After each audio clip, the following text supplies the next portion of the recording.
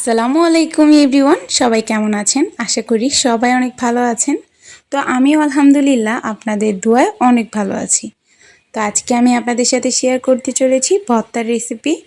তো সাদা ভাতের সাথে ভর্তা খেতে অনেক বেশি ভালো লাগে। তো চলুন দেখে নিই আজকের রেসিপিগুলি। আজকে আমি তিসি ভর্তা বানাবো আর কালো জিরা ভর্তা বানাবো। সবার প্রথমে আমি কালো জিরাটাকে ভালো করে ধুয়ে শুকিয়ে নিয়েছি। এবার আমি কালো জিরাটাকে ভেজে নিচ্ছি। তো চুলার জালটাকে মিডিয়ামে রেখে কালো জিরাটাকে ভেজে নিয়েছি, ভেজে চুলা থেকে নামিয়ে নিলাম। এবার আমি তিসিগুলিকে ভেজে নিব। আরেকটা কথা তো আপনাদের সাথে বলতে ভুলেই গিয়েছি, আজকের ভর্তাগুলি একদম ঝরঝরে হবে।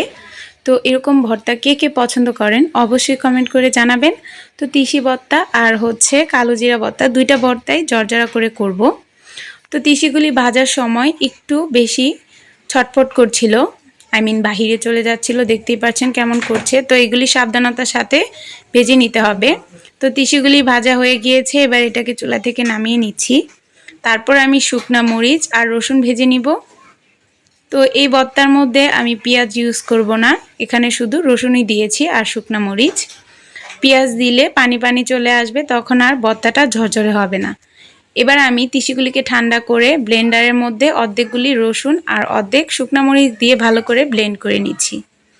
অবশ্যই সবগুলি উপকরণ ঠান্ডা করে তারপর ব্লেন্ড করবেন। তো এই তো ব্লেন্ড করে এগুলিকে আমি ব্লেন্ডার থেকে বাটিতে নিয়ে নিলাম। দেখতেই পাচ্ছেন ভর্তাটা কতটা ঝরঝরে হয়েছে। এবার আমি সেম প্রসেসে কালো জিরা ভর্তাটাও বানিয়ে নিয়েছি ব্লেন্ডারের মধ্যে রসুন আর শুকনো মরিচ দিয়ে।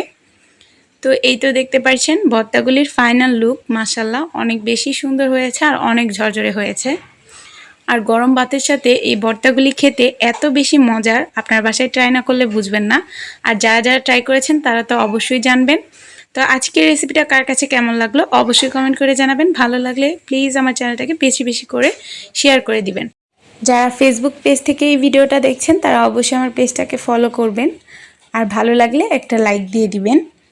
তো এবার আমি সাদা ভাতের সাথে ভর্তা নিয়ে নিয়েছি 2 প্রকারের, আর নিয়ে নিয়েছি একটা লেবু। তো আজকের রেসিপিটা একদম সিম্পল আর অনেক বেশি মজার। তো এরকমভাবে ভর্তা বানিয়ে নিলে মাংস পোলাও থেকেও অনেক বেশি ভাত খাওয়া যায়। তো এই তো আজকের রেসিপিটা এই পর্যন্তই ছিল। কার কাছে কেমন লাগলো অবশ্যই কমেন্ট করে জানাবেন। সবাই ভালো থাকবেন, সুস্থ থাকবেন। আল্লাহ হাফেজ।